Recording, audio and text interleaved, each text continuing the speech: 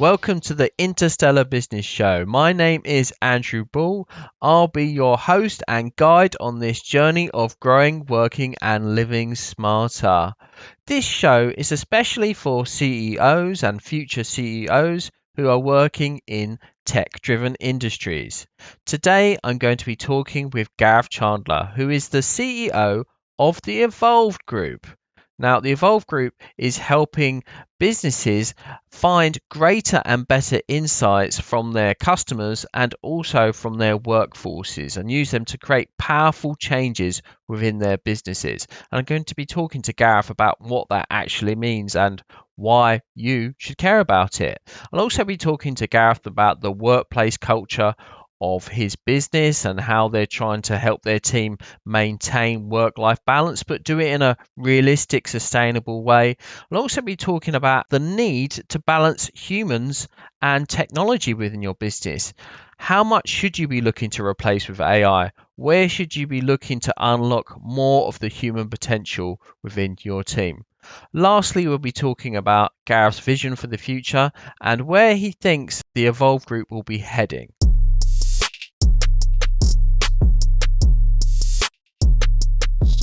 I'm very pleased today to be joined by Garreth Chandler, who is the CEO of the Evolved Group, which is a company based in Australia, but that actually serves the world. Welcome to the show, Garreth. Thank you, Andrew. Nice to be talking with you. Yeah, it's great to have you here with us today. So this first segment is called Growing Smarter. It's all about helping CEOs, either ones who are currently CEOs or ones who will be one day, grow smarter, whether it's helping them grow smarter with their business or grow smarter with their minds. And I know you're a B2B company that actually helps companies grow in a smarter way. So I'm really interested to dig in and find out, what does the Evolve Group actually do? What do you specialize in helping companies with? Well, if you asked me that question a few years ago, I would have said we're a research company, but these days we prefer to call ourselves a human insights company. And that means, Andrew, that we're a combination of a research consultancy, but also technology company.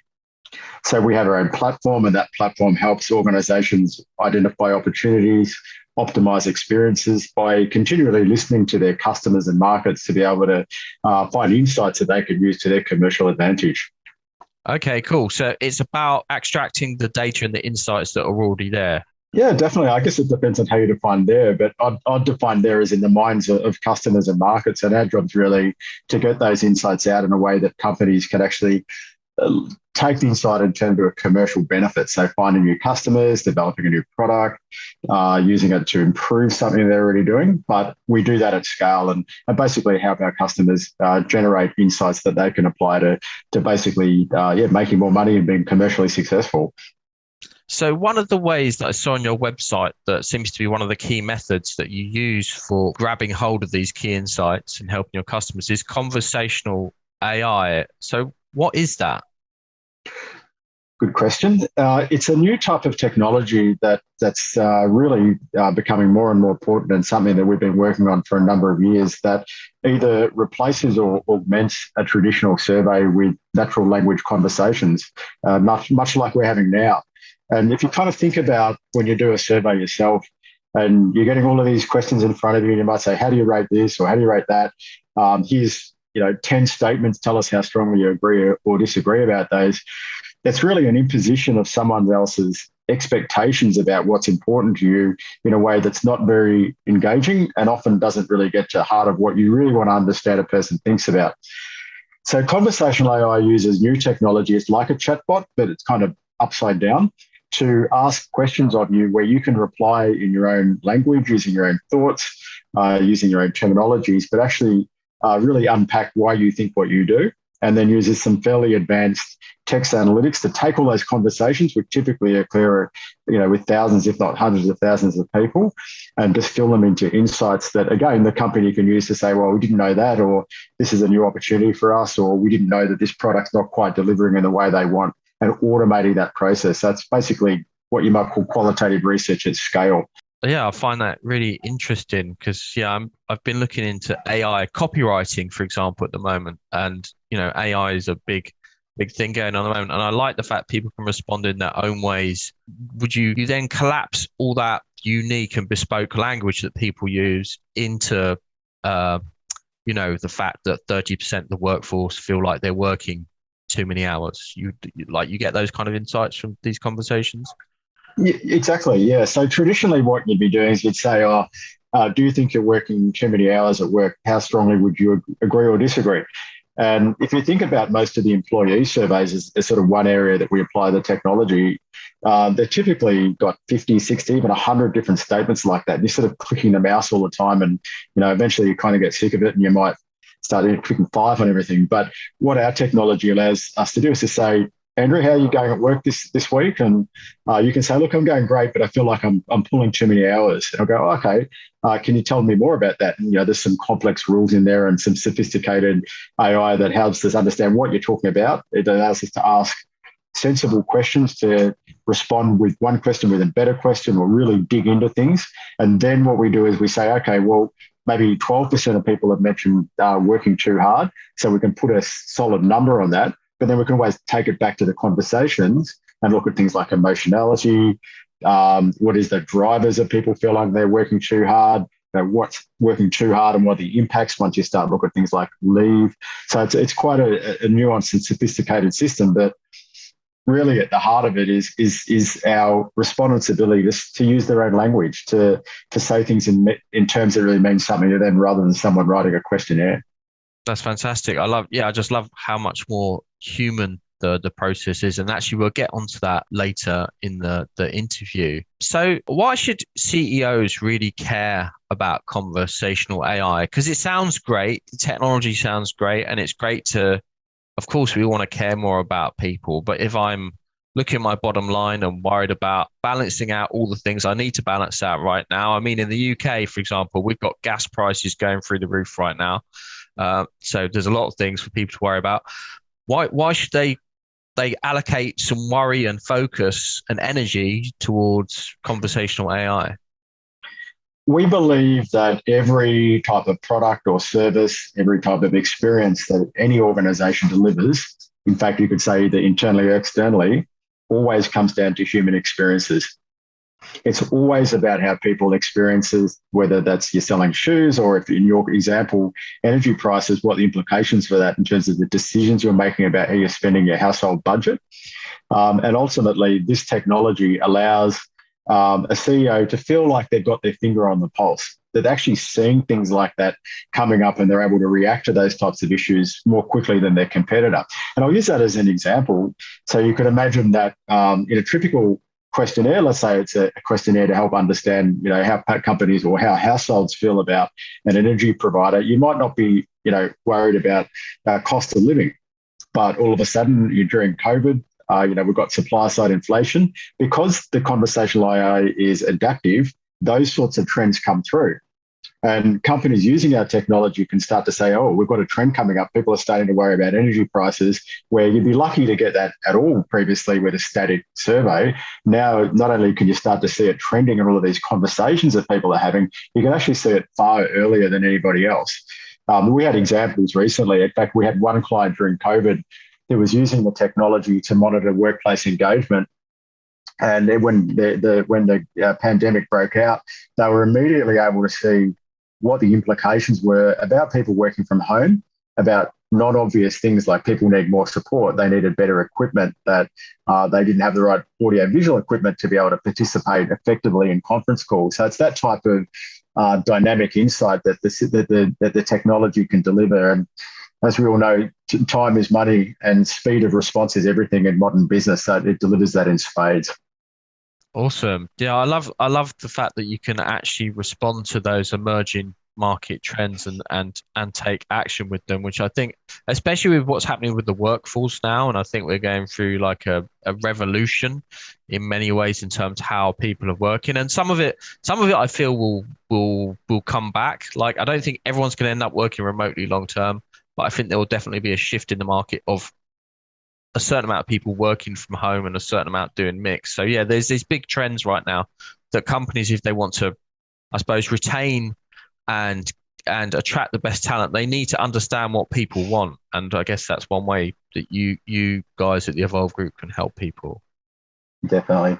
Okay, so is this going to totally replace traditional workforce surveys? Then is this the death of the online form?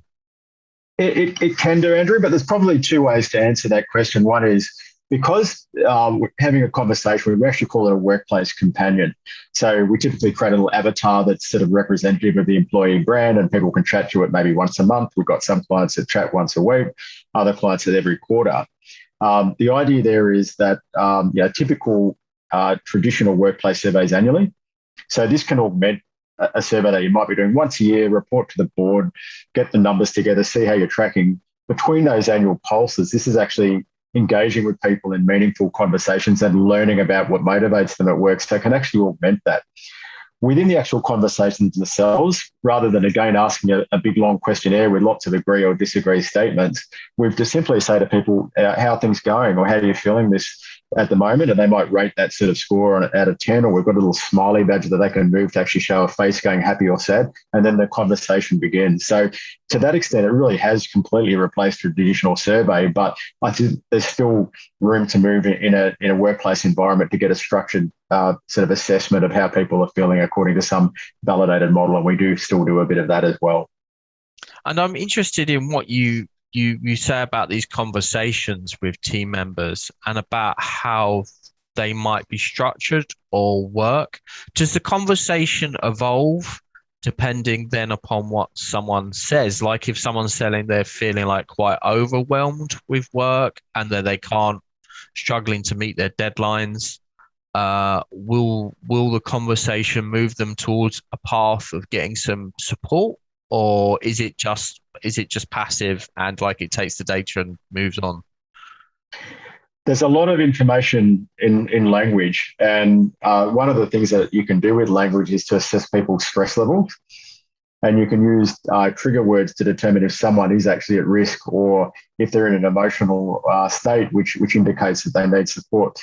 When we first started experimenting with the technology, we saw very quickly that people actually were very forthcoming in terms of talking to a chatbot. In fact, far more so than they would with another human, because the chatbot doesn't judge them. It's not sitting there looking at them and saying, pull your socks up. Why are you complaining about that? People can say whatever they want. So we built in a system called danger words. And what that actually does is look at things like stress levels and key terms such as bully, harass in sort of one domain, or people feeling stressed or uncertain, they're feeling overwhelmed. And that will then trigger an alert, which typically either goes, pops up a little thing on the screen saying, sounds like you might need some help. Here's a number to call, which can go to an enterprise assistance program provider, or it can go to the HR provider, or even an external provider with something that might provide support for people from, for example, Lifeline or Beyond Blue at companies in Australia that can provide those types of services. So we were very passionate about putting that into the product early on. And when you look at the stats over the last 18 months or so, there's been a huge number of those people that have actually triggered that type of alert that I'm glad to say we've been able to provide and offer assistance to. Well, thanks for doing that. I think that's awesome that you guys are actually helping the person and not just taking the data from them, but you're actually providing them a solution or steps towards a solution. I think that's awesome.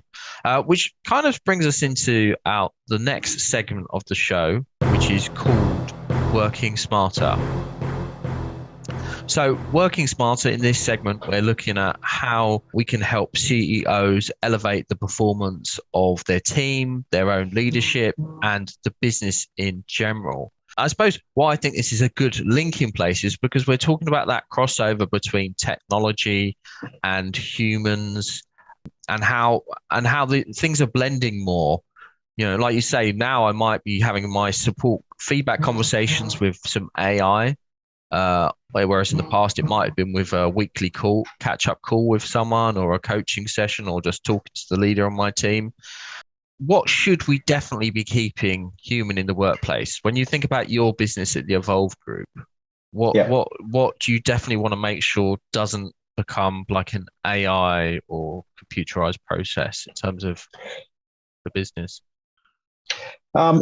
Humans, I mean, I've been spending a lot of time over the last couple of years understanding the whole what it means to be human and what it makes the difference between a human and something that's purporting or attempting to sort of replicate or simulate a human. And I think what it all comes down to me is creativity and an ability for someone to be exercise judgment and discretion. That humans are fantastic at tasks where there's a level of creativity that it's going to allow you to make something better, to be able to understand the context, the subtlety and ambiguity that we all face in work every day. If someone's doing something that is mundane, repetitive, dehumanizing, then that's time that they could be better spent in a job that they're more suited to, which is unlocking more of those positive human characteristics. So once again, we're not trying to replace humans with this technology. We're really trying to automate things and optimize how people spend their times, and in fact unlock the great traits of being humans that I doubt machines will ever replace. You can teach machines to start feed every Willie Nelson song into it and it'll start producing a Willie Nelson song, but it's still Willie Nelson that it's replicating. And I think humans are always going to be absolutely fundamentally important to everything about how organizations operate. We're not trying to change that. Okay, so how in terms of how you're managing this automation trend as a business, how you like what's your strategy then for how you like say a new piece of technology comes along, and for example we've got AI copywriting now, so in some ways blog posts can be written by AI kind of. How do you manage that within the business? If say someone on your team was a copywriter and all of a sudden you've Yep. got a tool that can reduce their working week by half or maybe even down to one day, right? They could get all their work done in one day. What would your approach to be like that with your business? I think that's actually a really interesting example, Andrew, that you're providing there, because I've had a good look at those tools that allow you to do that. They're based on uh, technologies called transformers, and what that basically means is they're grabbing all of the internet text, all the text that's been put online, and they're synthesizing it and telling you, giving a way that they can communicate that. But underneath all of that is still someone somewhere has written that text. And you can imagine I'm like, okay, well, I can't afford a copywriter anymore. I'm just going to use a transformer based technology to start generating copy. All I'm really doing is doing what my competitor's doing, and we're all heading in a race to homogenization. Now, I don't think that leads anywhere good. I would suggest that in the future, sure, that can save you dollars, but it's a false economy, and the innovation, the creativity, the success of organizations to go beyond the boundaries of where they operate today is always going to be humans. And sure, there might be simple tasks like I want to look up a thing, get a good line or something, and scan 50 pages of what other people have done, or it might come up with a machine generated line. But at the end of the day, that's a bit like fast food versus fine dining. I don't think it sort of gets to the apex of what organizations really want to achieve in terms of excellence. Okay, that's cool. So for you, so in a way, there'll always need to be that human element to a lot of these creative and innovation focused tasks. Is that kind of what we're leading to here, Gareth? Yeah, I think so. But in the sense that I'm sure there's a lot of mundane copywriting, to continue the analogy, that can be done by machine. But that mundane copywriting isn't going to take an organization to be the leader in its field through communicating with other humans at scale, using crisp, concise, effective language. So I think there's a place for both, but I never see a world in which humans are not fundamentally the ones that sort of finding that next great sentence or developing a messaging that's really going to connect with people, or at least I hope not. Okay, that's a really yeah. No, I agree with you, and I think, and that's kind of how I see it as well in terms of the homogenization. That eventually all just the blog posts and everything will just all be the same if they're all generated by AI. And in fact, if you think about the feedback loop, it'll just become worse and worse if the whole internet is full of this Absolutely. stuff and it's feeding it back into itself. The whole thing will just become drivel eventually. So yeah.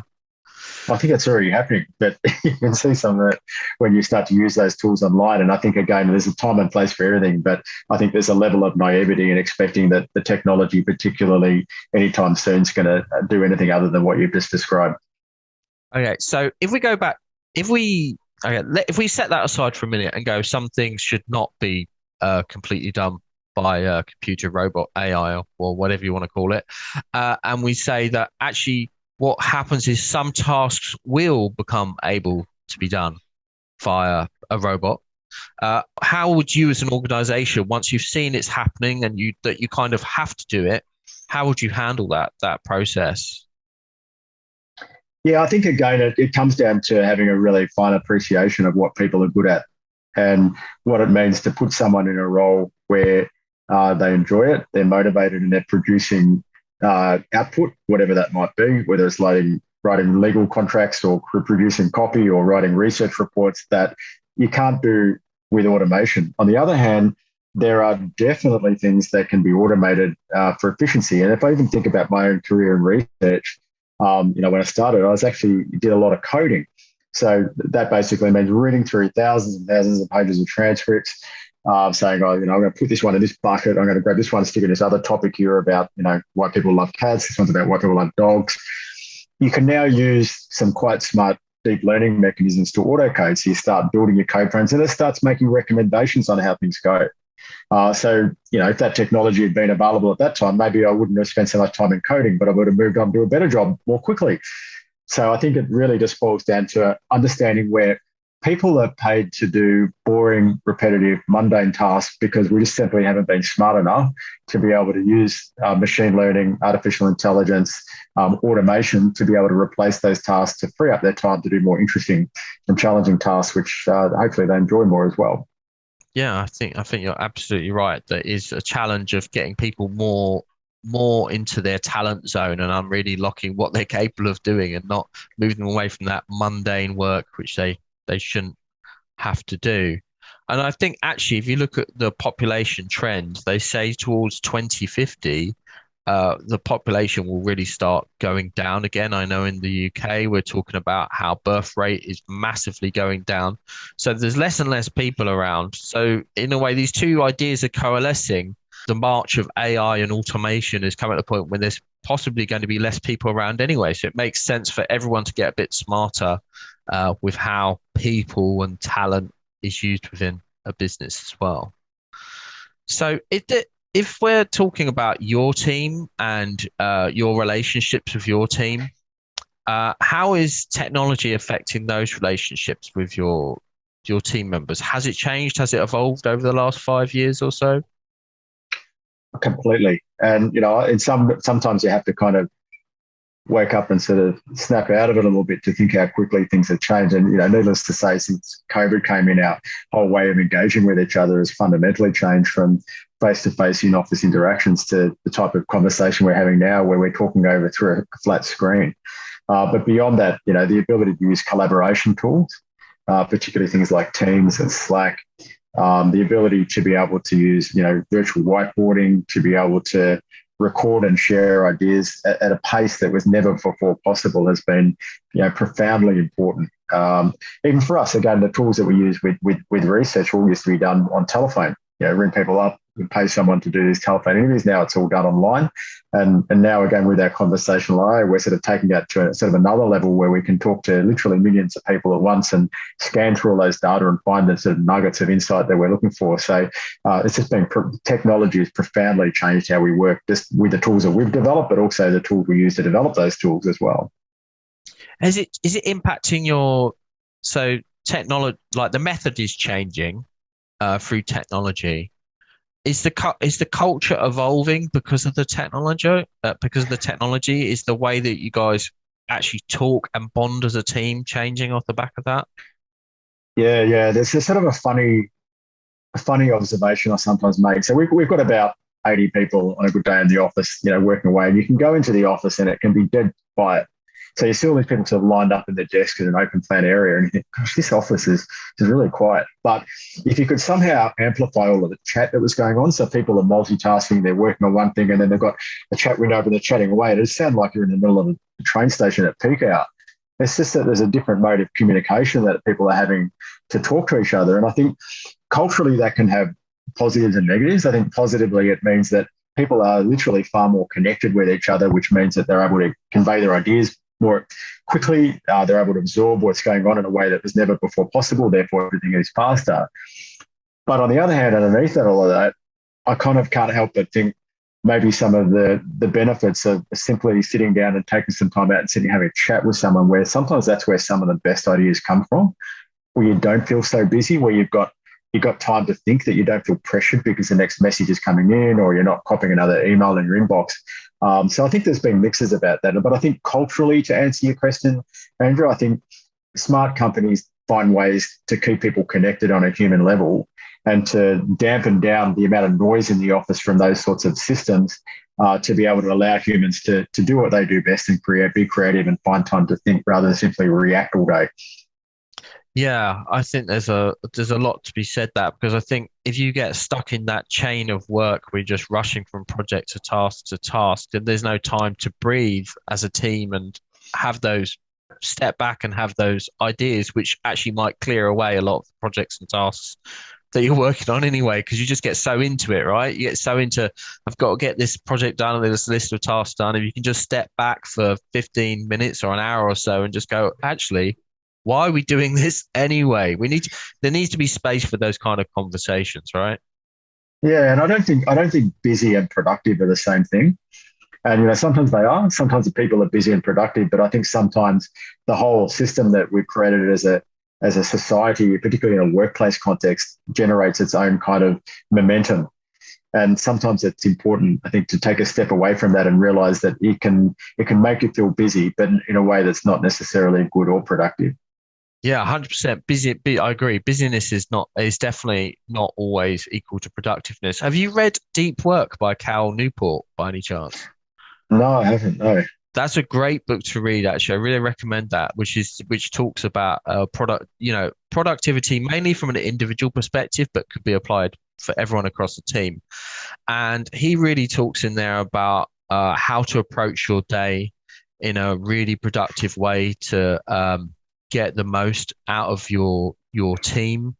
And yeah, I really recommend that one. And I think it's getting deep. What the crux of that book is that people need to be doing deep work, not shallow Mm. work. And so shallow work is that really kind of busy work where you're ticking boxes, you're working on too many projects at the same time, rushing from here to here, but you're not actually getting any of that deep needle moving work done. I think it's really important for companies to be able to help their teams have that time. Because I know I can't. I'm well, I can multitask, but really, if you my best days are when I'm just concentrating on a couple of things.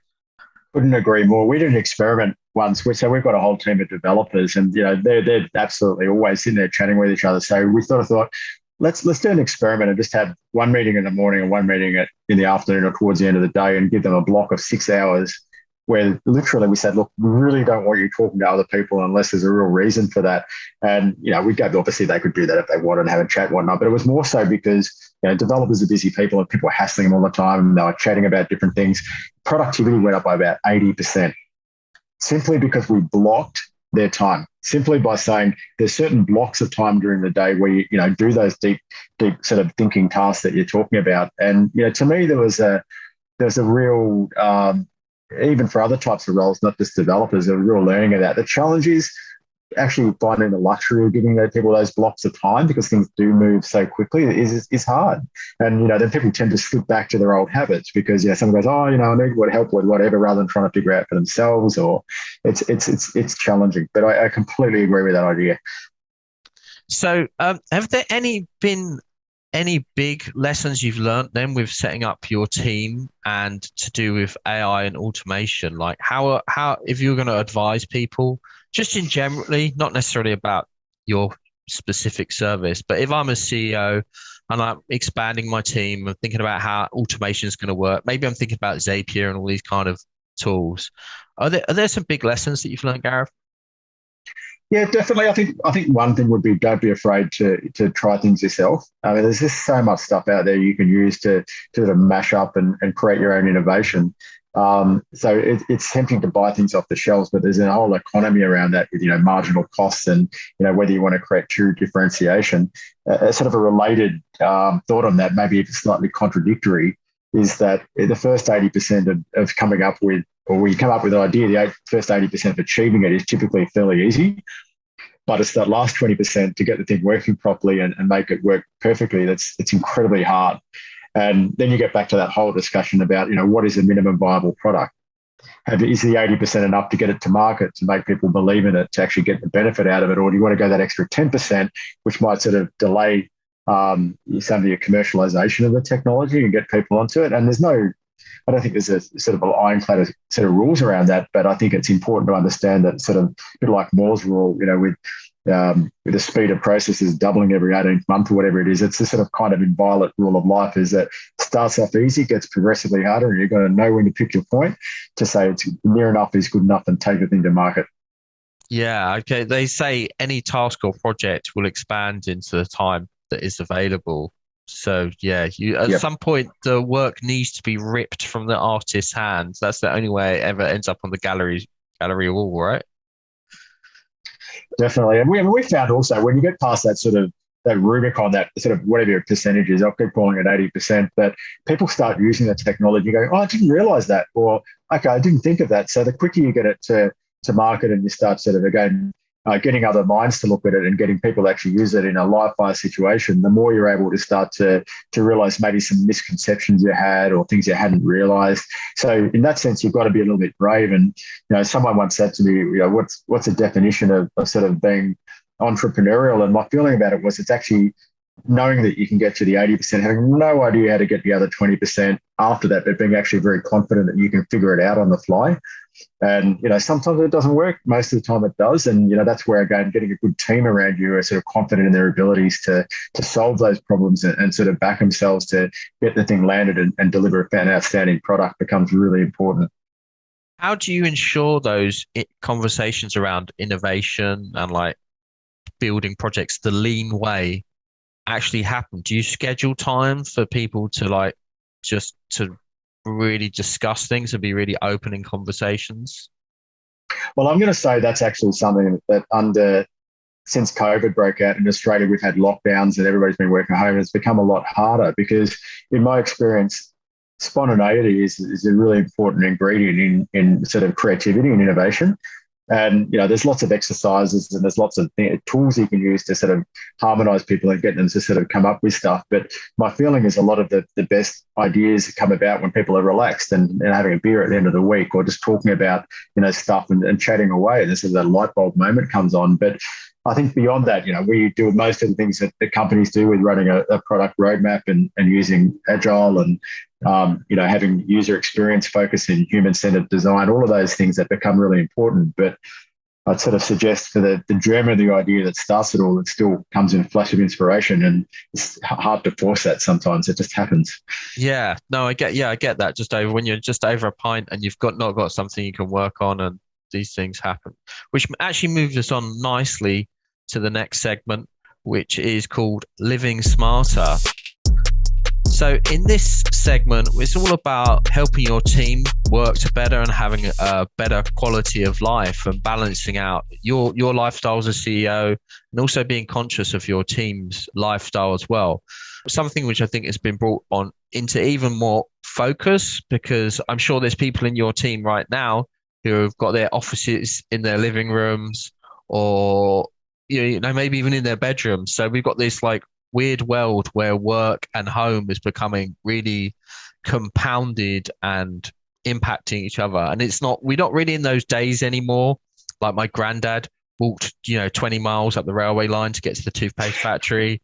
We're not really in that world anymore where there's such a clear distinction between the two things. Like they just collide. So I'm really interested in understanding how teams work. And when I looked on LinkedIn, I saw that you guys had been doing like a remote walk together, like as a way of bonding. Can you tell me a bit more about that activity? What was that activity first of all?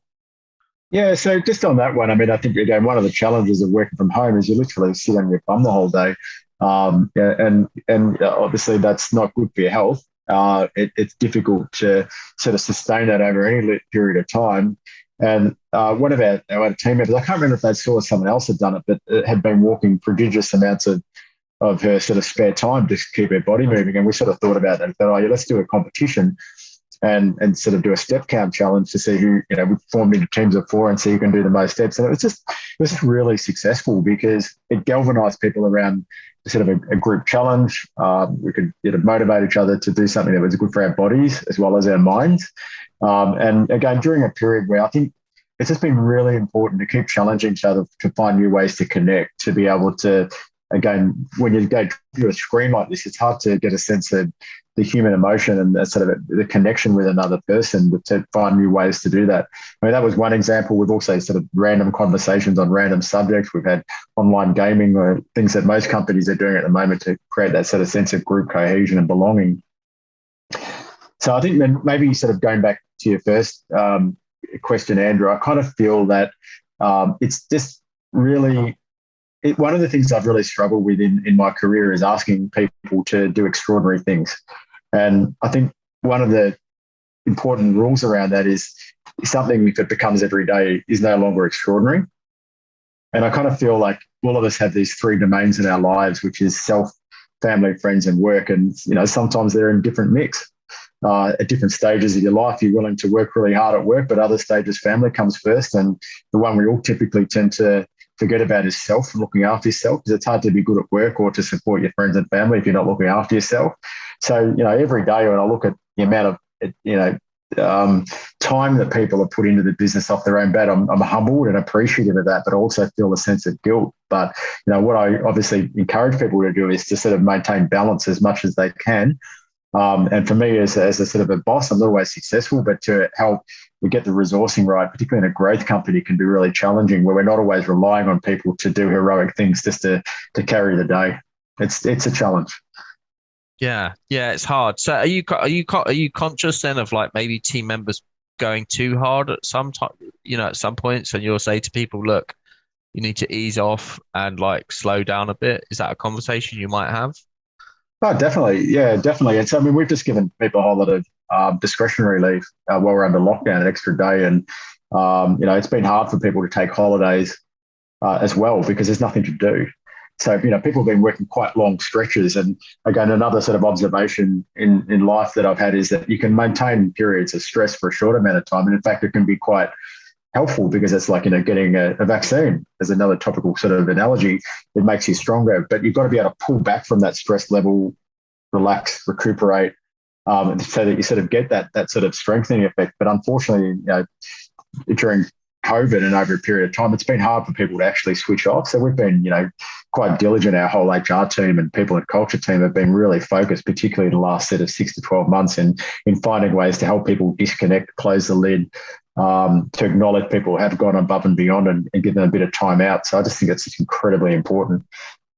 Yeah, and also the whole thing becomes a feedback loop as well. So if people don't close the lid on their laptop at the end of the day and they work too late, then they get a poor night's they have it affects their personal time, but then also they don't sleep well and then they come back into work the next day not so great and then they have to work harder and longer. So the whole thing can become like a vicious circle if you don't have like good habits and attitude around this whole work-life balance. Would you like, is this Yeah, something that you're actually enforcing with like guys, we're always down tools at a certain time every day?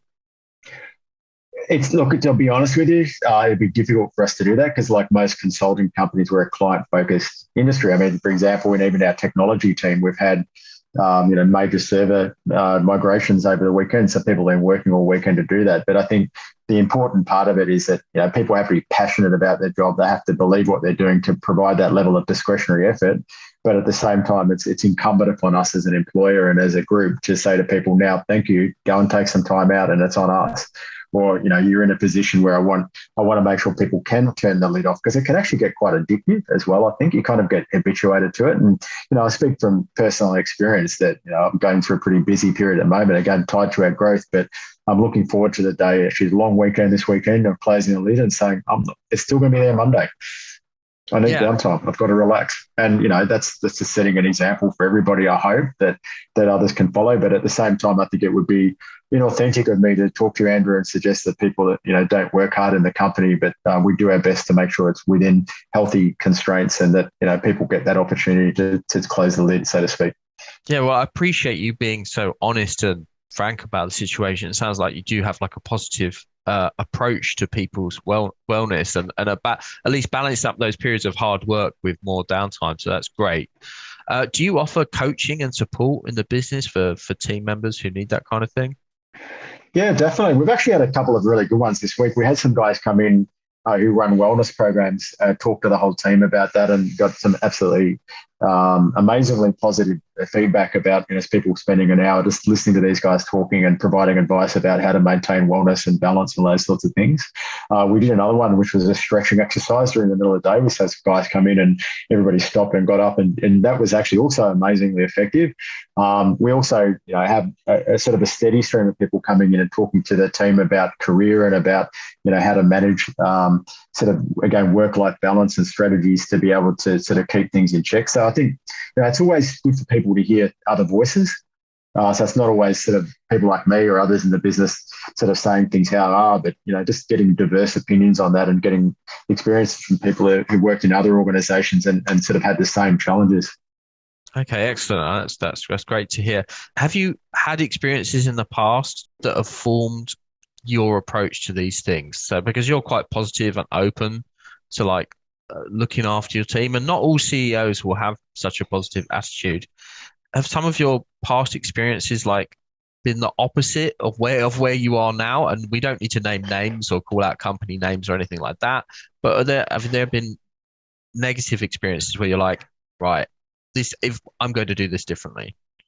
Um, to be honest, not really. I mean, I think, again, I started the company 10 years ago, and one of the great things about having your own business is you get to decide what you want to do. And, you get to sort of set challenges. You don't always succeed on them, but I mean, a lot of these things come from sort of personal beliefs. And, I'm a huge proponent of giving people choices.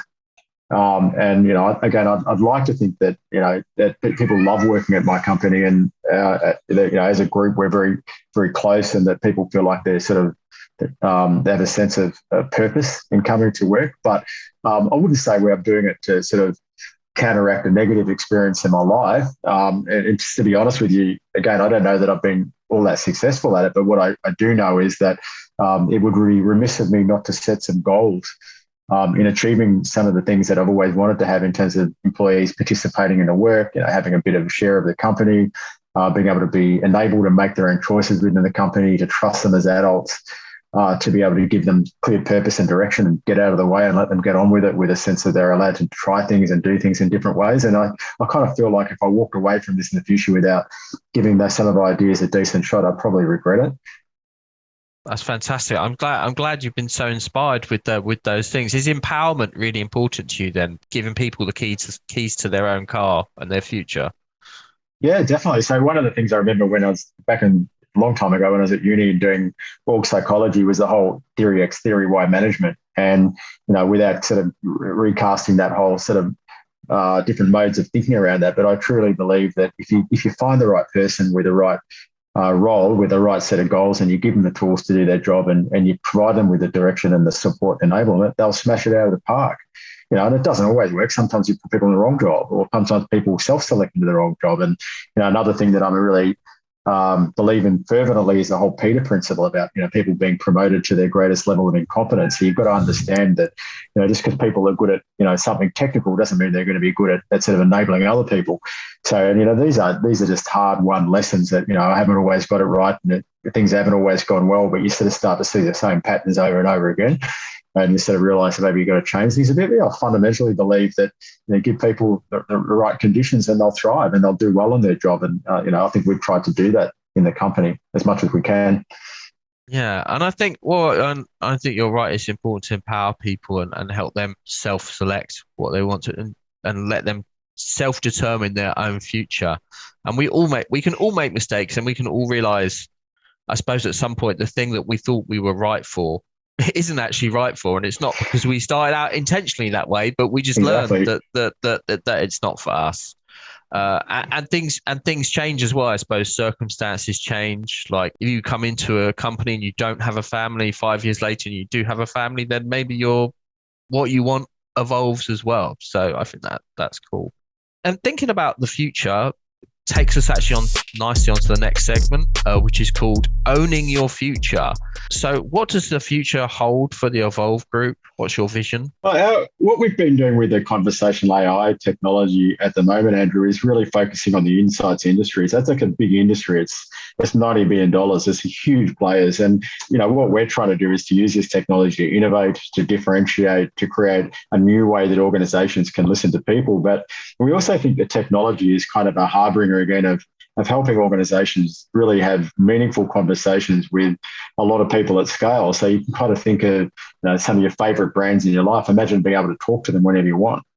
Imagine being able to sort of tell them what you think of their products, or for them reaching out to you, say, "Hey, Andrew, we've got a new pair of runners that would like to get your opinion on," or for you to just to generally have an ongoing conversation with them and sort of almost think of them as part of your friendship group. And I think that for us is the sort of our vision for the future, to take this technology to a place where we can help some of the much loved brands in the world actually develop meaningful conversations with the people that follow them.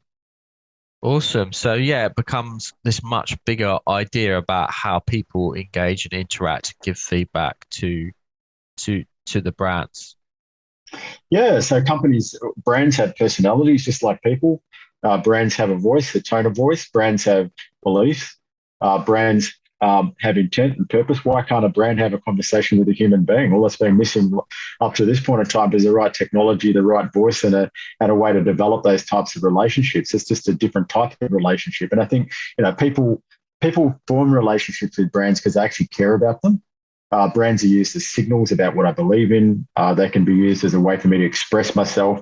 I think it would be doing a disservice to 100 years of marketing and sort of the idea about what brands mean, to be able to not, I think, believe that they can't have a more direct relationship with consumers. And at the moment, it's just really hypothetical, and it's just a conceptual idea. Something far more concrete is possible in the future, I think. Wow, that's like a really powerful breakthrough idea. And I think that's really interesting because it kind of pushing your business into an area where you're not just receptors of a conversation, you're also, yeah, from a survey point of view, I guess you're like an inbound information company in some ways. Whereas I suppose what the vision you're talking about is actually having been more of an outbound kind of conversation with people as well, because you need that Oh, definitely. personality of the brand. In fact, a bit of both, I'd suggest. And I mean, maybe this is a slightly technical explanation, but when you're running a survey, you can't talk to everybody.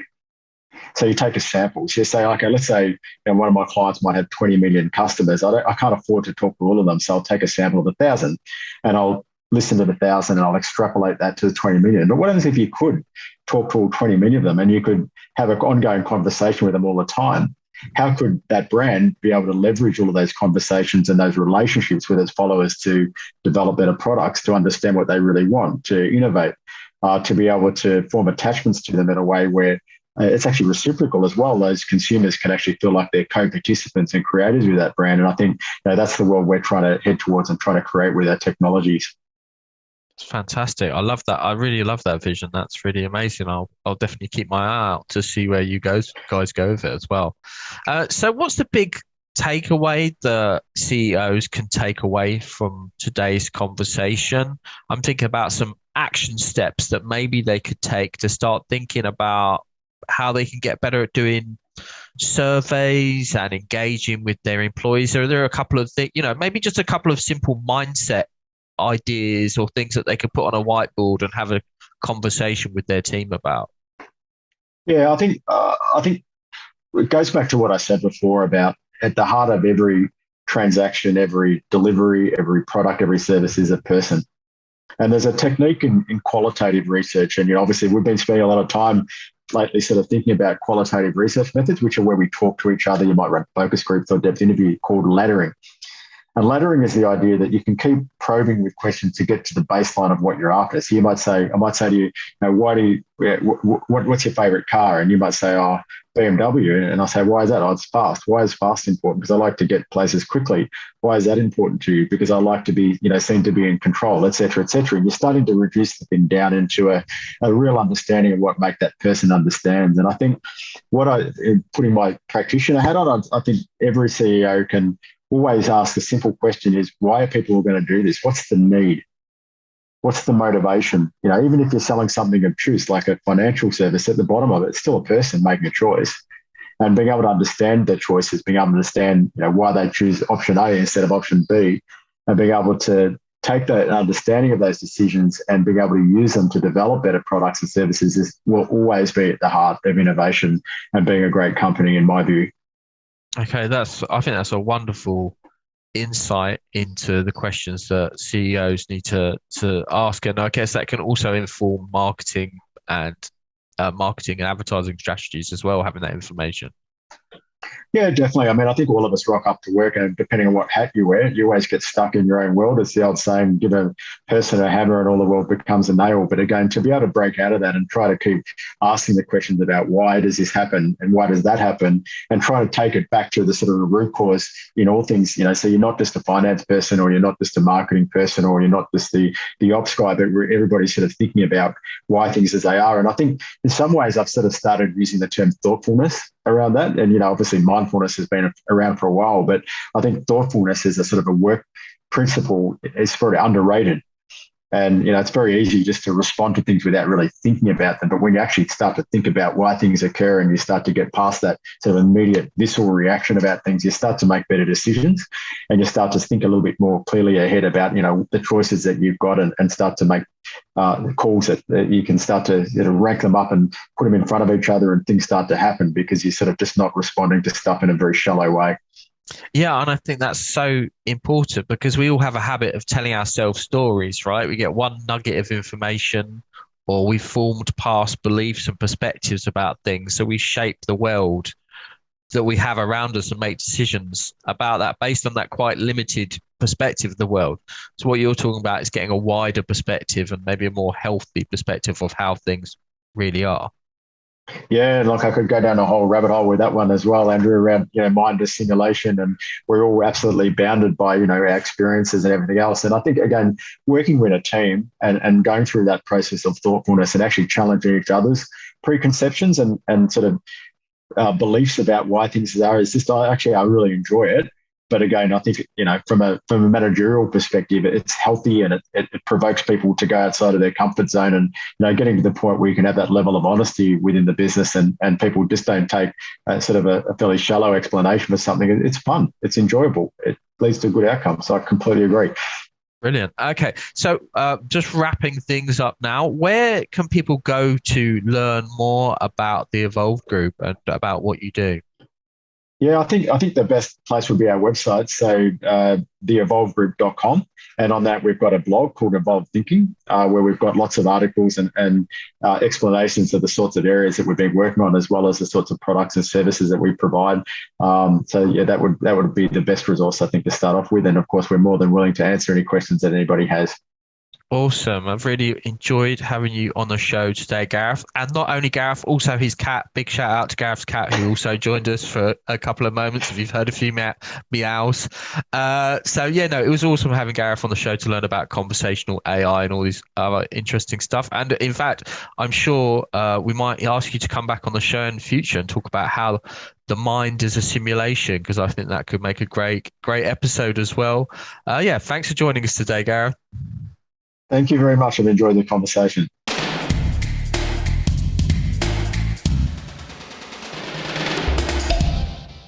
So I had a great conversation with Gareth, and we covered so many different topics and subjects. It was interesting to hear about his company's different approach and to collecting insights from customers and also from team members. And I think it's nice to hear as well about Gareth's approach and the rest of the team at the Evolve Group's approach to keeping things human and like not trying to make everything automated and robotic, and trying to actually realize that there's some things which are much better done by humans and is much more suited to them, and actually much more engaging and enjoyable for people as well. So that was food for thought. And I think for you, the listener, it's worth considering perhaps and asking yourself, am I making the most of the talent within my business? Or are there certain tasks which team members are doing which are repetitive and which really could be automated, which will free up that talent for something else which is much more valuable for my business? I think that's an important question that all of us need to be asking. I think Gareth also shared about how his team are trying to do their best to support good work-life balance within the business, but that also it has to be done in a realistic way because there's clients to serve, deadlines to meet, and so on. So there's times when people have to work harder. And I know from my own personal experience that that's just the reality. Sometimes if a project's going to get over the line, we just need to work a bit harder. But that needs to be balanced with keeping an eye on the health and well-being of our team members and trying to help them thrive and sustain those energy levels. Because if we just keep asking people to work hard all the time, which I do see happen, then people will just burn out and they won't stay with the business. They'll go elsewhere. So these things do have to be balanced, and smart business owners and CEOs like Gareth understand that as well.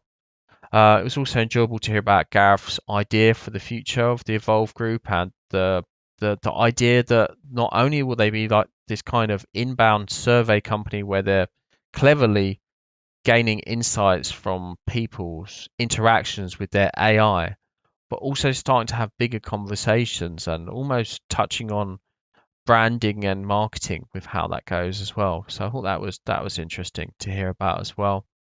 And yeah, I'll definitely be watching this space for where things go with Gareth and the Evolve Group. And thanks again, Gareth, for coming on and being a fantastic guest. And yeah, go and check out Gareth's business. I'll put the link in the show notes, and you can head to interstellar.show and find today's episode and the show notes. You can also subscribe there. If you're listening on Apple Podcasts or Google Podcasts or wherever you are, then please leave a review and let us know what you thought about today's episode. And don't forget to subscribe as well. So thanks for being here. I will see you in the next episode of the Interstellar Business Show.